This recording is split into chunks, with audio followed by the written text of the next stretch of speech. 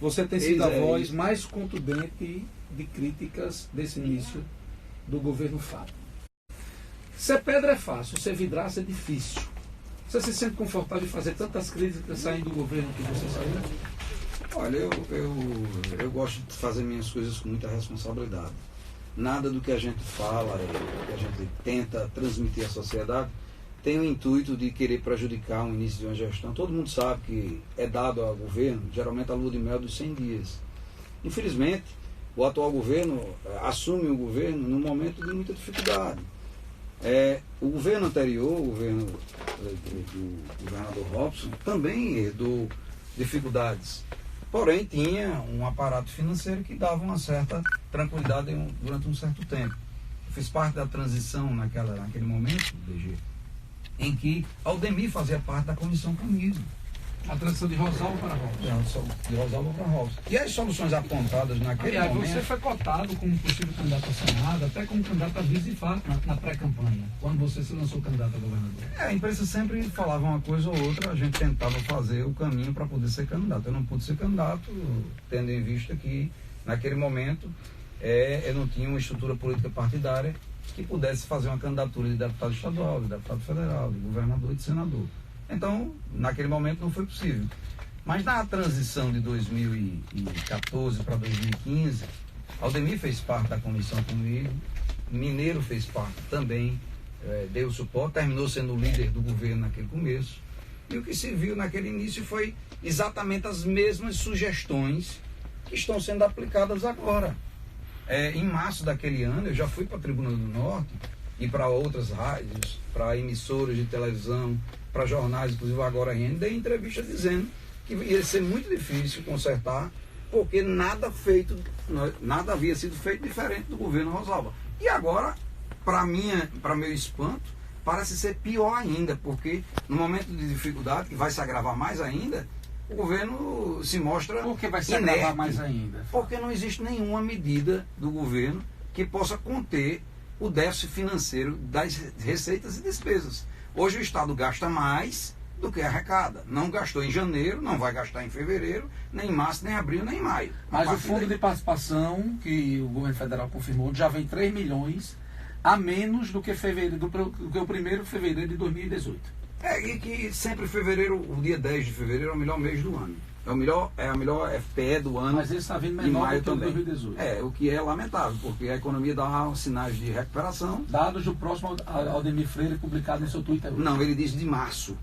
O de março vai ser menor que o de fevereiro. Ok. Foi o que eu entendi, né? Fevereiro, pelo que está se dizendo, é a maior dos últimos 10 anos. A próxima do dia 10 de fevereiro.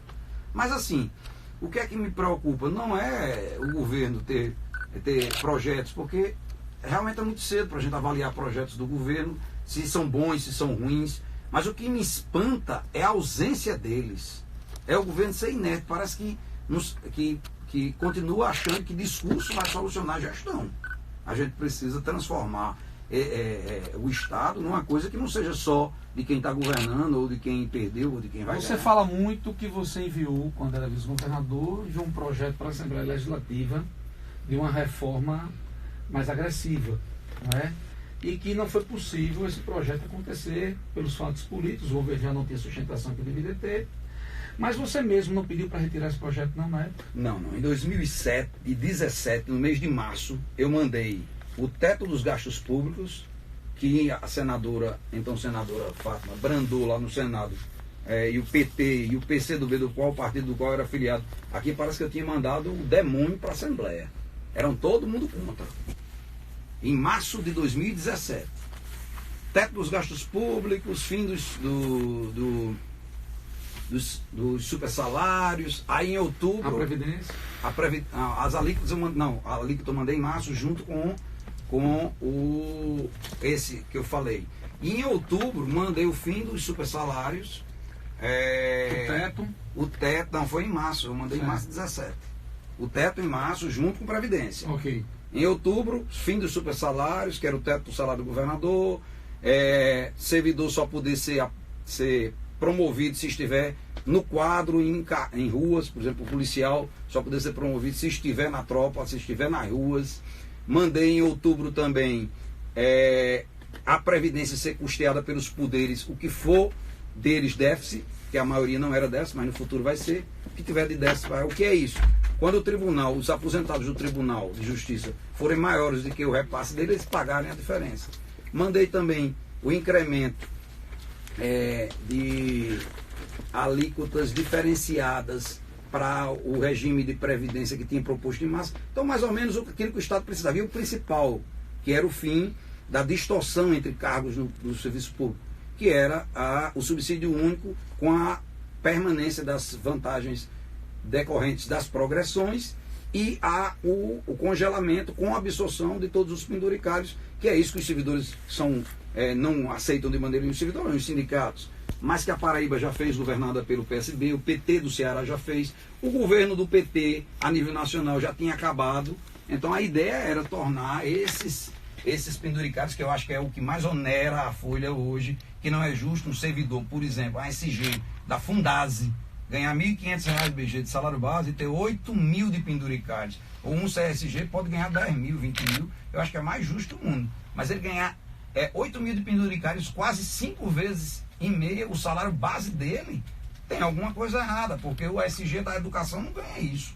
O SG do ITEP não ganha isso. O ITEP, inclusive, já é dessa forma que eu falei, e os agentes penitenciários também. E todos eles tiveram um ganho no início e precisam ter progressões. O ITEP precisa ser feito. Esses 35 dias da governador Fábio, o que é que mais lhe assusta, Fábio? A falta de vontade de fazer o que é necessário pelo Estado. O Estado não pode ser governado por ideias minhas, eu posso estar errado com isso que eu estou falando, mas precisa apresentar uma discussão. E os temas que eu coloquei na Assembleia, pode ser que não fosse a expressão da verdade, mas era importante porque a sociedade podia discutir, o empresariado, o profissional liberal, o empresário, o servidor, todos eles eram importantes ser discutidos. O que eu vejo no atual governo é achar que vai cair do céu, como o governo anterior. É grave porque está com as folhas atrasadas, não. É grave porque esse ano vai ter folha atrasada do próprio governo. Você tem dito isso, a atual governadora, e eu elogiei isso aqui, para o mês de janeiro, eu disse, e Dinarte Marina deve se recordar, quando eu disse para o mês de janeiro, ela acerta na estratégia. Porém, se chegar em fevereiro e ela não começar a mostrar como vai resolver o passivo, isso vai ser um grande diferenciamento, um grande privilégio para os servidores dela e não para os servidores do Estado. Exato. Não é?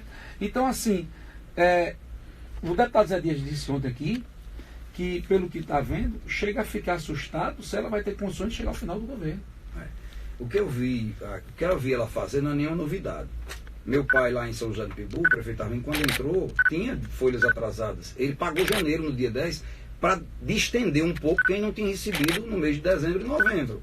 Aí ele fez o quê? Chamou os sindicatos para fazer um acordo, propôs em 12 vezes, nenhum aceitou, baixou para 8, para 6, terminou sendo feito em 3 meses. Mas assim, o que é que ele fazia? No final de janeiro, qual foi o saldo? 50 mil, paga de folha atrasada. Fevereiro, qual foi o saldo? Paga. Março, atrasado. Aí chegou no final de maio, deu para pagar tudo. Não dava. Se não desse, esse mês não vai ter atrasado. Então o que é que eu acho? Se janeiro houve sobra, e há sobra, pelo menos apontada no portal da transparência, que foi isso que motivou a ação judicial proposta, dita pela própria governadora, dita pelos sindicatos, e eu tenho certeza que tem, porque não pagou nada. Então a Folha sempre, Robson pagou praticamente mais de um mês. Sempre, todo mês ele entrava, pagava. A partir do dia 5 ele começava a pagar e ia até o dia 30. Aí muita gente diz hoje, por que não fizeram isso com o Robson? Porque não tinha sobra. Ele já vinha pagando a partir do dia 5. Mas o governo tem contestado essa sobra que você está dizendo que teve de quase 400 milhões. Então, assim, eu preciso, para que a gente possa ter mais transparência, eu sou um cidadão. Eu não tenho acesso a números como o governo tem. Mas o governo tem, sim, um portal da transparência que disponibiliza a população. No portal da transparência, tirando as fontes próprias, está sobrando 288 milhões de reais. Então, eu acho que, assim, por exemplo, PG, não ficaram 4 folhas do governo Robson devendo, não. Isso é uma mentira. Ficaram dezembro e décimo completas e ficou 60 milhões de novembro, que corresponde a 1/5 da folha, e ficou 20 milhões de décimo de 2017. 30 milhões de décimo de 2017. Então, que corresponde, se você somar 60 milhões com 20, são 80. 80 é em torno de 20% de uma folha. Então, se a governadora pagasse já podia ter esses dois aí, pelo menos esses dois, e aí ela ia negociando com a categoria. O que eu ouvi ontem, o que me espantou muito, foi um petista dizer que a governadora não era besta, que iria pagar por ano uma folha atrasada. Para chegar no último ano e dizer, botei a folha em dia, sem onerar meu governo. E aí, isso aí é maldade com o servidor. Porque pensar em pagar uma folha por ano é muito pouco, porque só dá para pensar. Pagar uma folha por ano? Deve 4, na verdade deve 2, e 20% de 2. Aí vai pagar uma 20 milhões esse ano, 60 no próximo ano, 380 no período. Eu não acredito nisso, não. Eu acho que isso é uma loucura. Eu não acredito que ela vai fazer isso com o servidor. Eu também. Quer fazer uma pergunta? Sim, as vozes de oposição que estão se articulando, a do senhor, do deputado Kelps Lima, eu não vi. Que estão no mesmo partido. Que estão mesmo, porque eu não vi nenhuma outra voz se levantar, até acho que dentro desses 100 dias de governo, do que o senhor falou, eu queria um comentário sobre a articulação da oposição. Como é que está nesse momento, se tem algo... Hoje eu vi o deputado Zé Dias, um pronunciamento muito duro, viu, BG? Há pouco tempo eu escutei o temazinho que ele propôs, muito duro nesse sentido, preocupado também, como todo mundo está. Eu estou mais preocupado como cidadão. Agora, o Solidariedade, ele se reúne sempre. E na última reunião se reuniu Kelps, Breno Queiroga, Fernando Bezerra, que foi suplente de deputado, Arthur Dutra, tivemos também Salismar na reunião anterior, junto com Alisson, Eliabe, um grupo bom, preocupado exatamente com as questões do Estado. E o Solidariedade não quer ser mais apenas criticando, a gente quer apontar soluções. E para isso, está se criando um grupo dentro dos integrantes do partido para que possa, inclusive a deputada Cristiane, que possa dirimir por áreas, por exemplo, falar sobre agricultura, falar sobre economia, sobre sustentabilidade. E eu defendo muito a responsabilidade fiscal sustentável. O que é isso? É a gente ter o controle fiscal das contas para sustentar os programas públicos. Não adianta, por exemplo, a segurança, houve a narrativa que em janeiro melhorou, eu até, pelos números estão se mostrando que melhorou, mas ela precisa ter continuidade, porque aí, em todo início do governo, há uma certa retração do crime, com medo de saber quais são as políticas que vão ser adotadas. E aí o governo entrou com uma política boa, a Secretaria de Segurança, eu acho que Araújo foi uma grande escolha, a Larico, são muito bons. Já havia uma melhoria no final do governo Robson, tanto é que deixou 80 milhões de investimento para o atual governo. Mas a ideia do partido é se reunir e pensar em soluções não só para o Estado, mas apontar também para o serviço público. O Solidariedade, Fábio, que está você, o deputado Kelps, a deputada Cristiane e o deputado Alisson. Quando faz essas críticas, contesta as ações governamentais, vocês não se preocupem sempre que está dando dica, está contestando, ao mesmo tempo lançar uma proposta, um projeto, para não ficar parecendo coisa vazia e politiqueira? É exatamente isso. Nós vamos elaborar uma cartilha agora sobre gestão pública. O que é que um governo deveria fazer, no mínimo, o mínimo. Porque não dá para a gente ver as peculiaridades de cada governo. A gente quer fazer uma cartilha que sirva para o Estado e para as cidades, dos municípios do Estado no geral. A bancada de Solidariedade vai votar favorável à antecipação dos royalties ou não? Eu tenho certeza que a antecipação do royalties não é medida a governadora sempre disse que são medidas de ajuste fiscal. Ela é uma medida emergencial e que vai ser boa. É como aquele cidadão que vai lá e faz um empréstimo, pega o dinheiro todo, entorna e no outro dia precisa de dinheiro. E aí vai ter descontado o seu contra-cheque. O Estado está pedindo um dinheiro emprestado, isso não é equilíbrio fiscal, isso é um ajuste para tentar minimizar os efeitos. Espero que esse dinheiro possa pagar servidor que ele legalmente não pode, mas que possa ser revertido no pagamento de servidor, que na verdade, mas que vai onerar o Estado, porque hoje o Estado paga com esse dinheiro do royalties parte da parcela do Arena das Dunas. Se ele vai levar isso para o FPE, ele vai precisar pagar o empréstimo do royalties. Então ele vai perder duas fontes de receitas, que é o royalties que está pagando hoje e mais um empréstimo do royalties. Então ele vai ter em torno de 30 milhões a menos, vai aumentar o déficit. Então se o déficit hoje é 118, vai ser 148. O que é que a governadora espera recompor? Com a questão do crescimento das receitas estaduais e com a questão do governo federal melhorar a economia, o dinheiro melhorar, mas o principal que se espera é a cessão onerosa. A governadora tem todos os olhos dela na cessão onerosa, que são 140 bilhões que a Petrobras que o governo federal vai pegar com a liberação da seção onerosa, e os municípios, que são muito fortes, são 5 mil e poucos municípios, se juntaram com a CNM e vão conseguir trazer 15% para os municípios, e estão tentando 15% para os municípios, 15% para o Estado. Aí os estados são fracos, são frágeis, são poucos, aí se juntam os municípios. E ainda mais sendo oposição ao governo federal? Mas você vê, o governo do Estado, os estados tinham 23% do bolo tributário. Os municípios tinham 22%. Hoje os municípios ganharam 1% no meio do ano, para pagar uma folha no meio do ano, dinheiro para pagar uma folha, os prefeitos têm, o prefeito de Natal também tem, dezembro, mais uma folha, e agora estão lutando por uma folha em setembro. Imagine que ganharam o 13º, o 14º... E nada para os estados. O estado ficou em 23,5%. Você viu a mensagem anual da governadora? Li ela, pelo que ela distribuiu à imprensa, ouvi trechos dela, achei aquilo muito mais para um discurso do que para uma mensagem. Achei que não passou nada de novidades, mas espero que, como eu acredito mais em ações do que palavras, isso dê certo, né? Mas assim, não se mostra até o presente momento nada que possa reverter a situação grave que o Rio Grande do Norte tem. Por exemplo, a primeira coisa que eu acho que as pessoas que estão no governo deviam entender é que eles não são mais oposição. Quando a gente critica o governo, e aí eu falo do cidadão e falo dos parlamentares, aí vou citar o deputado George Soares, que foi deselegante. Quando o deputado disse que você é oportunista. Pronto, falou que o partido era oportunista e que, consequentemente, eu estaria nesse bolo.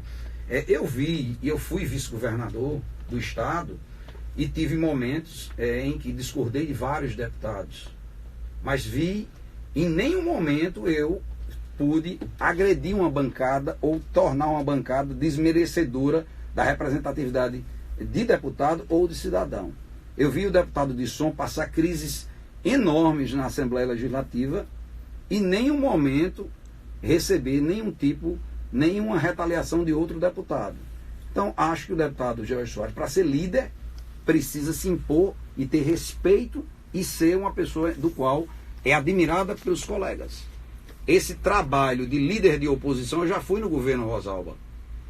E no governo Rosalba, em nenhum momento eu vi outro deputado querer me desmerecer ou me agredir. Então fiquei muito triste, porque é uma pessoa do qual eu sempre tive uma convivência boa. Eu não fui oportunista, até porque eu não estou buscando nenhuma oportunidade para a minha pessoa. Eu estava usando da prerrogativa minha, que me dá direito de ser advogado e de tentar, junto com os colegas, ajudar no momento de crise em que a maior vítima é a sociedade. E não eu. Eu não sou vítima disso. Eu estou tentando, junto com ela, não ser uma vítima amanhã da falta, BG, de bons serviços no Valfredo Gugel, da falta, por exemplo, de um policiamento que possa me garantir minha segurança. Então é isso que eu estou tentando que possa melhorar. Não do lado de Pige. Agora, lamento que, como líder, ele vai precisar ter uma aula, eu acho que de conhecimentos gerais de lidar com os colegas. Quando o senhor fala que ela não vai conseguir cumprir o calendário de 2019, você fala sujeitado em quê, Fábio? O Estado tem um déficit, ele arrecada menos do que gasta. Se a seção onerosa vier, é um extra, não está previsto. Não é? Se o royalties vier, ele está previsto, mas ele é um pouco menor do que a necessidade que o Estado tem. Você não foi claro, você é a favor, a bancada vota a favor. A favor. A antecipação do royalties. Agora, então está respondido, Jorge. Acho que a antecipação do royalties, ela é importante, mas era bom que viesse com outras medidas, né? Porque só arrumar dinheiro e não resolver o problema do descer pelo ralo é continuar na mesma. Sobre o calendário de 2019. Da governadora cumprir, você achava que ela não consegue? Só consegue cumprir se tiver recursos extras, porque eu estou falando nem do atrasado, estou falando só do ano. Vamos falar de 2019. Ela precisa